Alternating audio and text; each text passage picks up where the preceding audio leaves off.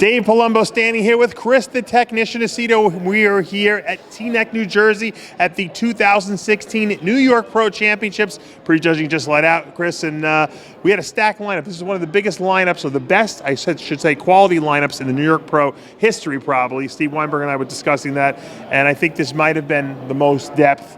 Dexter Jackson deciding to compete in this event, probably because it's one of the only titles he has not won. Looks like he will come away with this title when all is said and done tonight. The judges felt he was so unanimous as the winner that they didn't even bring him out to the last call-out.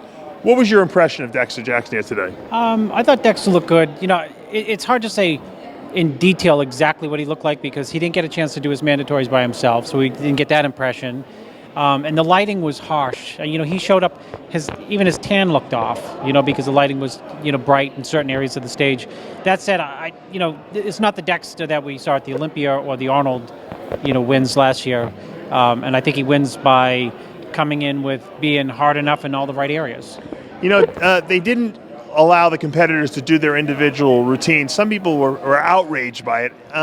After the show was over, I kind of understood what went on because it was such a long show that I think they did it for time constraints. We'll see them post tonight. But having said that, I didn't feel this was the best Dexter Jackson. I didn't think this was a good Dexter Jackson. Wasn't a great Dexter Jackson. And as a matter of fact, if you would have shown, most bodybuilders the lineup and no one knew who Dexter was, I don't think they would have picked him out necessarily as the winner because he wasn't the biggest, he wasn't the hardest, he wasn't the sharpest. So it was like Goldilocks. He once again, middle of the road. He wins because everyone else might have been a little bit off. Yeah, I came away with thinking that I don't think Phil is going to lose any sleep tonight. Not over Dexter Jackson. 16 weeks to the show, to the Olympia, and if this is a reflection of what's coming, then he don't have to worry. We'll talk more in depth about whether this was a good move for Dexter or not, because we want to move this along. Let's talk about Roelly Winkler, who comes off the Body Power Pro win a week ago. The biggest Roelly we've seen, the hardest Roelly we've seen. He was sweating a little profusely on stage, so he might have had a little extra water in him. Where would you rank this up on Roelly Winkler scale from 1 to 10? He's up there because he's bigger than ever, rounder than ever. I've seen him, better, when he was in Spain, and I thought he was going to, win that show, the Arnold a couple years ago. He looks massive. He looks extremely round. When he first came out, he looked hard. I'd like to see him tighter. Well, and then, under the lights, he started to sweat. And it's like it's not the word faded, just he looked like he started to hold a lot of water. I would like to see see Roelly Winkler peeled to the nines, because I think that would bring his physique in, because his shape is not the best shape up there. Dexter certainly has better shape than Roelly, but with extreme conditioning, I think you can't deny Roelly Winkler.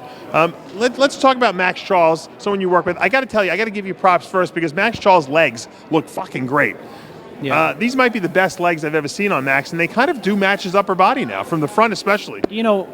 He's brought his legs up, so much in a year. It's just a work in progress. I mean, you can't, build the Empire State Building in 1 year. Yeah. And, he's got some issues that he's been working on in terms of legs, which have come up. And now there's other things that he needs to improve to be able to win a show like this. That said, there are shots that he just blew this field right off the stage on. From the front and side, Max is pretty dominant, and I think that it was a mistake not to have him a little higher. And once again, the reason why we're not really ranking these guys is because I don't know where anyone's fallen, to be honest. I know Dexter's going to win for certain because he was not in that last call-out. But, I have between Roelly, Max Charles, Steve Kukla, who looked really good in the lineup. Tan was terrible. I don't know what these guys do, why they can't figure out the tans properly. But he was probably the biggest guy in the lineup, Kukla. Yeah, no, it was a good look for Kukla, because Kukla's problem is, how do you nail it? If he's too dialed down, he looks stringy. If he tries to come in too big, he looks too watery. This was almost like just right. What I mean by that is, his glutes and hams were tight. His back still was not enough to really, I don't think, warrant anything higher than fourth. Yeah. But in the lineup, he looked big. but he's still lacking like the oomph density. Yeah, he could have been a little drier, I think. And then you have, of course, There goes Sugar Sean. Their coverage sucks, by the way. But go ahead. you're talking about Sean Now they're Ray waving to me. Yes, they're laughing at me. because their coverage sucked. Yeah. Good thing David Bay's here. But go ahead. Like LeBron's got a bone to pick with them. Go ahead. We'll talk about that later. Let's talk about Nathan Diashab, who was not in the first call out. At the very end, they brought him out, and the last call out, I think that kind of redeemed him a little bit. This was the guy who was second place behind Roelly Winkler last week, making his pro debut all the way from UK. I thought he should have certainly been in that top 5 group. My honest answer is I don't know, and here's why I don't know. Because if Dexter comes out by himself and does all his poses, I can say I know what he looks like. And I didn't know what people looked like really because they brought out 5 at a time and went right into prejudging. It's not like we had a preview of Nathan. So to me, when he came out in that group, I think he was overlooked because they didn't see him ahead of time. When you don't come out and do your mandatories by yourself, the judges don't get a good look at these guys, and I think he got overlooked. I didn't get a good look. And I think that Victor Martinez probably was one of the better Martinezes that we've seen. Not the conditioning level we saw in 2003 when you worked with him, but certainly he's put back a lot of his size that he lost. I'd like to see if he can dial this in a little more. I think he could be dangerous again. Yeah, I think he was fortunate to be able to stand more or less in the middle and have people shuffled around him because I thought he's got size back, but I thought his conditioning was needs work. Needs work. Not terrible, but needs work. Not terrible. And of course, Juan Morel, who's the defending champion here, just totally flat today. The legs just not popping. Even his upper body had flat. I think he's going to have trouble making the top 6 here.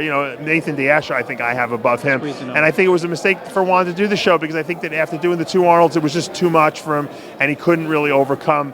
People think that, because I'm lean all the time, I can do show after show after show, but your body just stops responding after a while. Absolutely. You get stuck in no man's land where nothing works. So that's probably where he is. We're not going to know who's going to win this show, obviously, until a little later. Dexter Jackson seems to be the foregone conclusion here, but we won't know until all's said and done. In the 212, Guy Cisternino looks like he'll be edging out Sean Clarita, and Arash and Darren Charles have a major clash in classic physique.